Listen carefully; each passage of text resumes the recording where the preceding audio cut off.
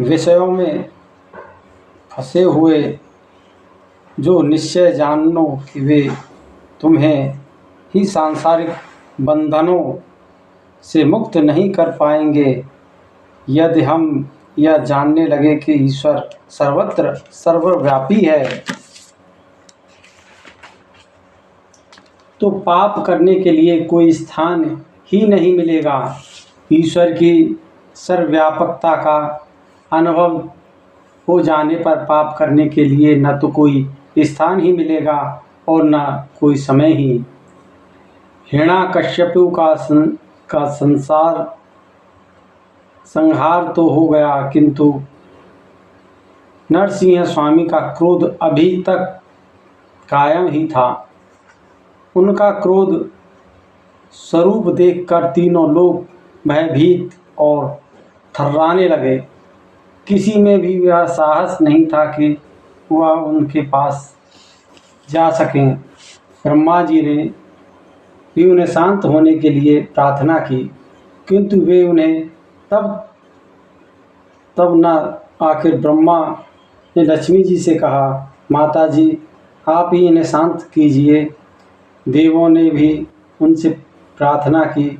लक्ष्मी ने सोचा कि वे मेरे स्वामी हैं, अतः यदि मैं उनके पास जाऊंगी तो वे शांत हो जाएंगे। मन में ऐसा अभिमान लेकर वे उनके पास पहुंची, पर भगवान तो नम्र व्यक्ति की ही बात सुनते हैं, अभिमानी की नहीं। आज उन्होंने लक्ष्मी जी को भी पहचानने से इनकार कर दिया। अब भगवान ब्रह्मा ने प्रहलाद जी से कहा, बेटे तेरे पिता पर ये क्रोधित हुए हैं, अतः तू ही उन्हें मना ले। प्रभु आज तेरे लिए ही प्रकट हुए हैं, अतः यदि तू उनके पास जाएगा तो वे शांत हो जाएंगे। प्रहलाद ने प्रभु के पास जाकर उन्हें साष्टांग प्रणाम किया। उन्हें देखकर प्रभु के हृदय में आनंद का सागर उमड़ आया और प्रहलाद को गोद में बिठलाकर वात्सल्य भाव से वे उनका शरीर चाटने लगे। प्रहलाद की भांति भगवान की गोद में जो विराजमान होता है, उनका काल कुछ भी नहीं बिगाड़ सकता। परमात्मा को प्रसन्न करने के लिए शुद्ध प्रेम आवश्यक है। ज्ञान आदि की तो महत्वता कम ही है और शब्द ज्ञान आवश्यक नहीं है। उन अनेक बार शब्द ज्ञान प्रभु भजन में बाधक हो जाता है। अन्य की क्षति ढकने के लिए ज्ञानी बनाया जा सकता है और क्षति खोल कर रहने के लिए नहीं। प्रेम भक्ति के बिना ज्ञान निरर्थक है। हिरण्याकश्यपु जैसों के लिए भगवान भयंकर और क्रोध में, किंतु प्रहलाद जैसों के लिए वे कमल के समान कोमल हैं। और विष्णु सहस्त्र नाम में भी भगवान के भयरूप और भयंकारक के साथ साथ भयनाशिनी भी बताया गया है। भगवान दुष्टों के लिए भयरूप और भयकारक हैं, जबकि भक्तों के लिए वे भय का हरण करने वाले हैं। नरसिंह स्वामी ने प्रहलाद से कहा, तेरे पिता ने मुझे बहुत सताया। तुझे प्रकट होने में जो विलंब लगा उसके लिए क्षमा मांगता हूँ। प्रहलाद की भक्ति की दिव्यता को देखिए कि आज भगवान भी उससे क्षमा प्रार्थना कर रहे हैं। जिस प्रकार गौ माता अपने बछड़े को चाटती है, उसी भांति नरसिंह स्वामी प्रहलाद जी को चाटते और लगे और धीरे धीरे उनका क्रोध कम होने लगा।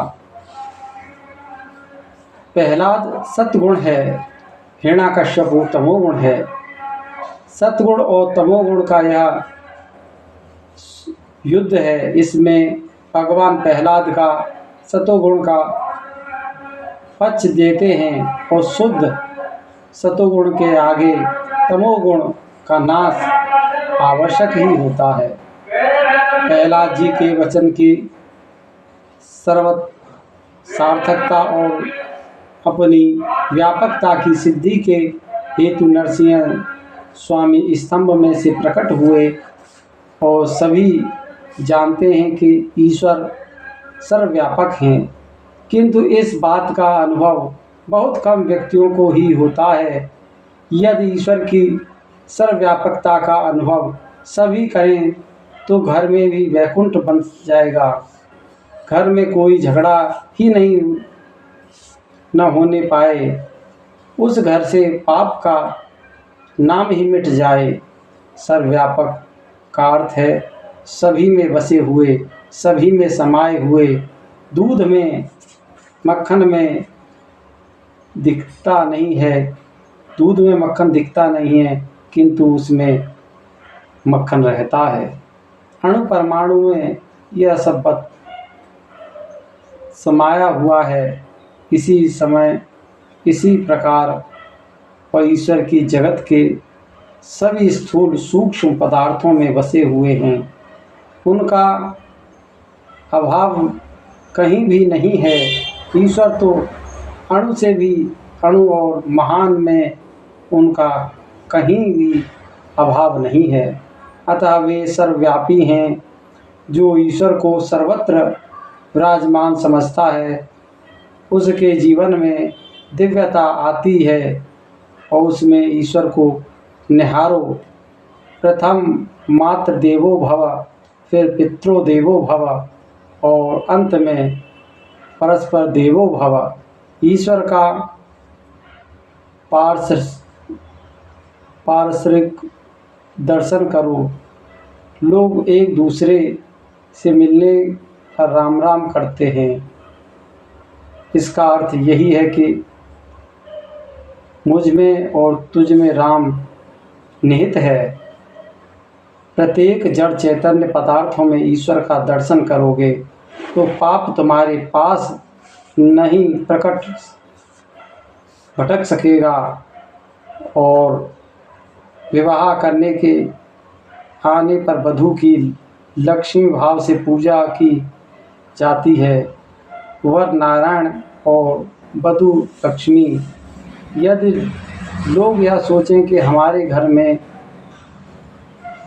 साक्षात लक्ष्मी नारायण पधारे हैं तो घर में ही वैकुंठ बन जाए।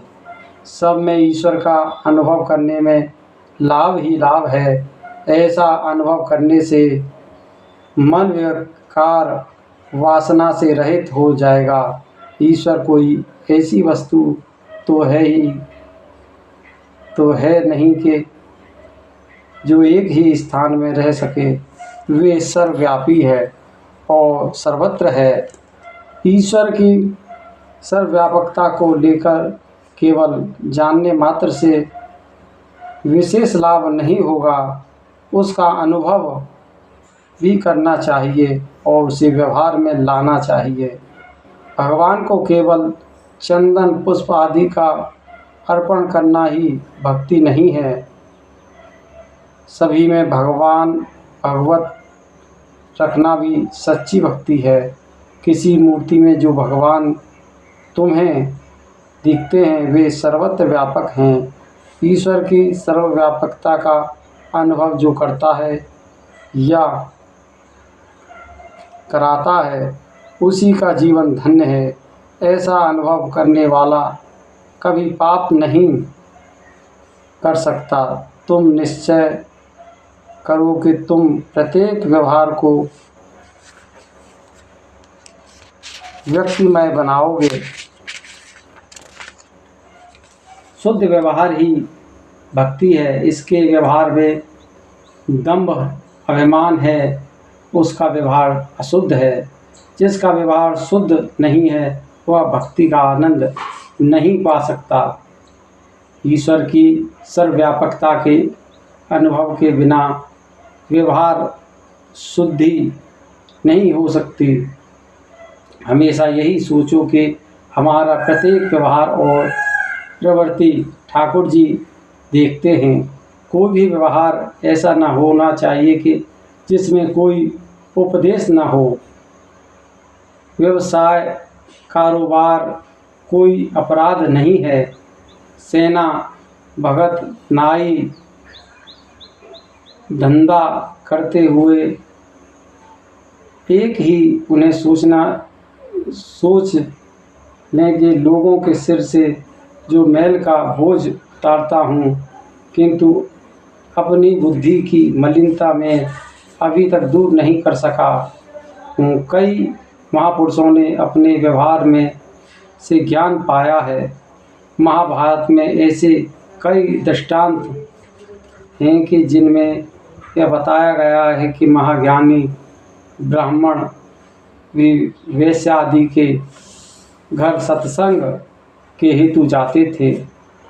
जब महाज्ञानी जाजली ऋषि को अपने ज्ञान का अभिमान हुआ तो उन्होंने आकाशवाणी सुनी कि तुम तुलाधार वैश्या से जाकर मिलो। ऋषि वहाँ गए। बातों ही बातों में उन्हें ज्ञात हुआ कि वे भी ज्ञानी हैं। तो उन्होंने तुलाधार से पूछा कि उन्होंने ऐसा ज्ञान कहाँ से पाया है। तुलाधार ने कहा, वैसे तो मेरे माता पिता ब्राह्मण हैं, फिर भी बहुत कुछ ज्ञान मुझे अपने व्यवहार में से भी मिलता है। मेरा व्यवसाय ही मेरा गुरु है। श्रम के अनुपात से ही लाभ लेता हूँ। तुला की दंडी की भांति मैंने अपने मन बुद्धि को सरल और समान बना लिया है।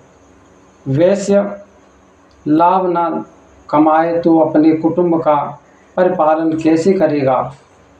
नफ़ा कमाना वैसे तो अपराध नहीं है, किंतु अयोग्य नफ़ा लेना गुनाह है। वाणिज्य भी भक्ति है। ऐसा मत सोचो कि भक्ति केवल मंदिर में ही होती है।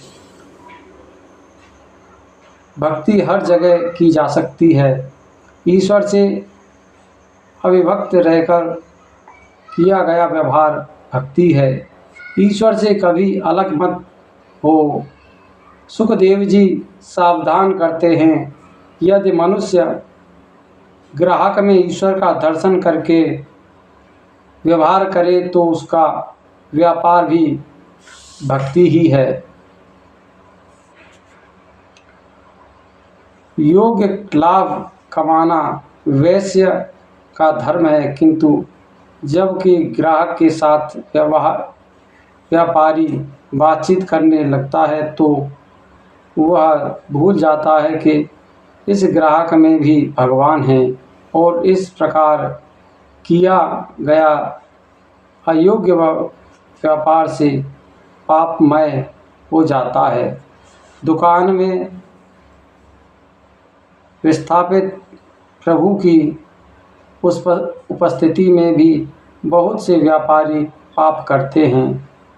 5 का माल 25 में बेच देते हैं।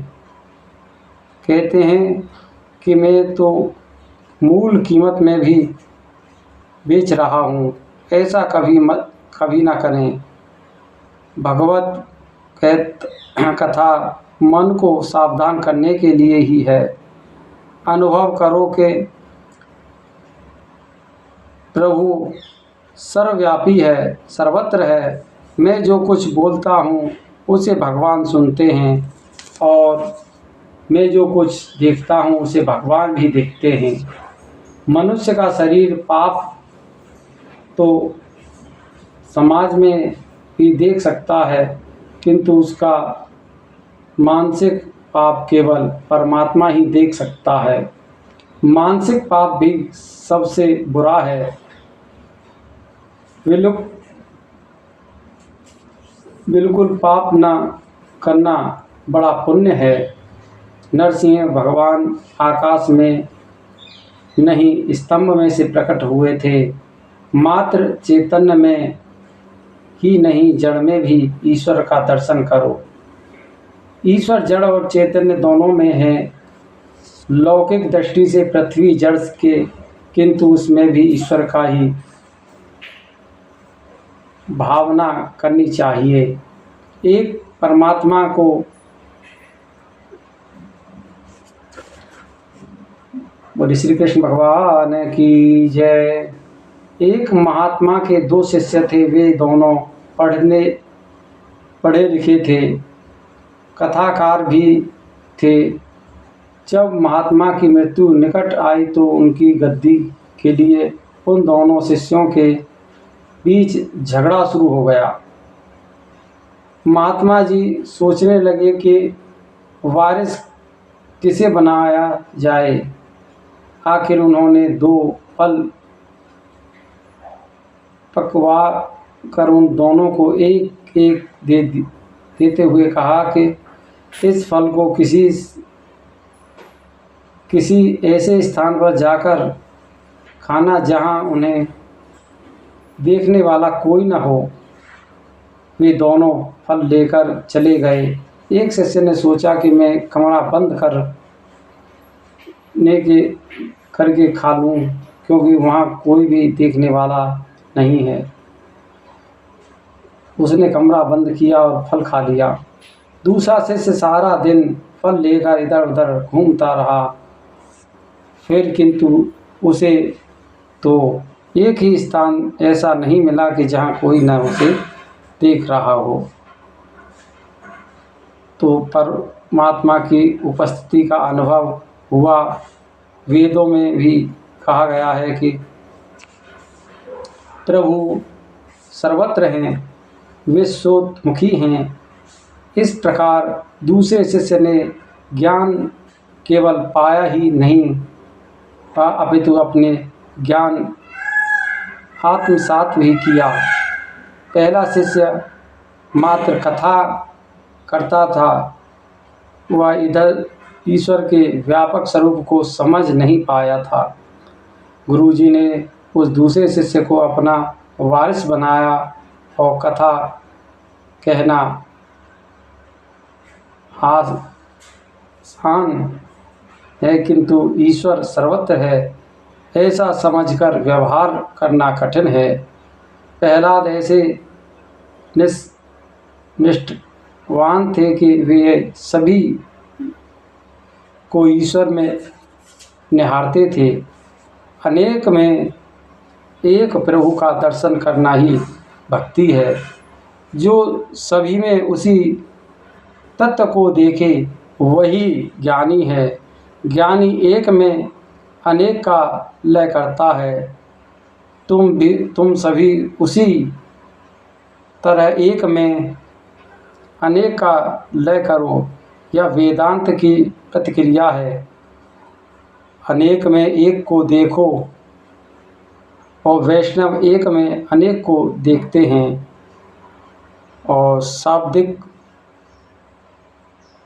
भिन्नता को हो सकती है, किंतु ज्ञान मार्ग को भक्ति मार्ग में वैसे कोई भिन्नता नहीं है। हनुमान जी ने सीता जी को राम की मुद्रिका दी थी, तो उन्होंने उसमें ही राम के दर्शन किए। एक परमात्मा ही सत्य है जो अनेक में बसे हुए हैं। अनेक में एक को देखना भक्ति है, और एक में अनेक को देखना ज्ञान है। और शरीर होते हुए भी यदि उसमें प्राण आत्मा का अभाव हो तो उस शरीर की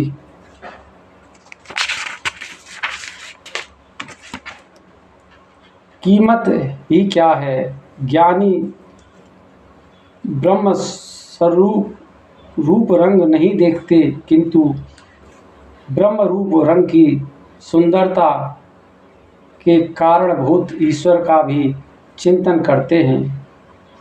भगवान शंकराचार्य ने दुख से कहा था कि लोग मांस की देह की मीमांसा तो करते हैं, किंतु आत्मा की मीमांसा कोई नहीं करता। एक गृहस्थ का स्वभाव था कि वह साधु संत को भोजन कराए बिना स्वयं भोजन नहीं करता था। एक बार कोई महात्मा वहाँ घूमते फिरते आए। उस गृहस्थ ने उसकी पूजा करके उन्हें भोजन कराने बिठलाया। घर में दूध नहीं था तो उन्होंने नौकर से कहा कि दौड़कर दूध ले आ। नौकर गया, परंतु तुरंत ही लौटकर उसने सेठ से पूछा, काली गाय का लाऊं या सफ़ेद गाय का? तो उन्होंने उत्तर दिया कि ज़रूरत दूध की है, चाहे गाय जैसी भी हो, पर परमात्मा भोजन पूरा करें उससे पहले ही ले आना। नौकर दौड़ा और फिर लौटकर पूछने लगा कि बूढ़ी का लाऊं या जवान का? सेठ क्रोधित होकर मारने दौड़े। महात्मा ने सेठ से क्रोध का कारण पूछा। सेठ ने कहा, कितना मूर्ख है यह नौकर, कई बार से दूध लेने भेजा फिर भी वह नहीं ला सका। और महात्मा ने कहा, जो परमात्मा इस सेवक में है वही तुम्हारे शरीर में भी है। हमें शरीर की नहीं, शरीर में बसे हुए परमात्मा की आवश्यकता है। तुम दोनों में एक ही प्रभु का वास है, उसे मत मारो। सभी में एक ही ईश्वर का वास है। प्रत्येक स्त्री पुरुष में, प्रत्येक जड़ चैतन्य और स्थावर जंगम और वस्तु में उसी प्रभु का दर्शन करो। जगत में मूर्ख कोई नहीं है, ईश्वर के ही सभी अंश हैं। जो अन्य को मूर्ख मानता है वह स्वयं मूर्ख है। हमारे देश में तो पशु की पूजा की जाती है और भैरवनाथ का वाहन कुत्ता है, जो शीतला माता का वाहन है। गधा तथा कुत्ता और गधे की कारी नहीं है, ईश्वर चैतन्य रूप से सभी में है। अतः तुम अनुभव ऐसा करो कि ऐसे स्वभाव वाले की प्रत्येक क्रिया भक्ति और ज्ञानमय होगी। नरसिंह भगवान ने प्रकट होते समय गुरु शब्द का उच्चारण किया था। तो यह सच है कि ईश्वर सर्वत्र है, किंतु सब तक सद्गुरु की ओर से दिव्य दृष्टि न मिले तब तक ईश्वर के दर्शन नहीं किए जा सकते। जो जिसे जितेंद्रिय है वही स्वतंत्र है। स्वतंत्र मनुष्य को स्वेच्छाचारी बनाता है। अतः स्वतंत्र और स्वच्छंद न बनो। बुद्धि का कभी विश्वास मत करो। किसी संत को गुरु बनाकर उसके अधीन रहो और दूसरे तुम्हें पाप करने से रोके, ऐसे किसी संत के अधीन रहो। गुरु करना ही चाहिए, किंतु गुरु बनाने के पूर्व अच्छी तरह से वह सोचना परख लेना चाहिए कि जिस व्यक्ति को तुम गुरु बनाने जा रहे हो वह योग्य और सुपात्र भी है या नहीं। किसी ने कहा है, पानी पीना छान के, गुरु बनाना जान के। बोले श्री भगवान की जय, अक्षर भगवान की जय। इस वाणी को हम यहीं विराम देते हैं और आगे की कथा की वीडियो हम फिर आगे बनाएंगे। आप सभी लोगों को हमारे साथ बने रहने के लिए बहुत बहुत धन्यवाद।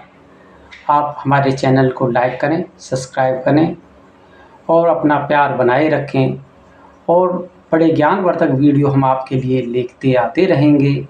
आप हमें सपोर्ट करें। धन्यवाद।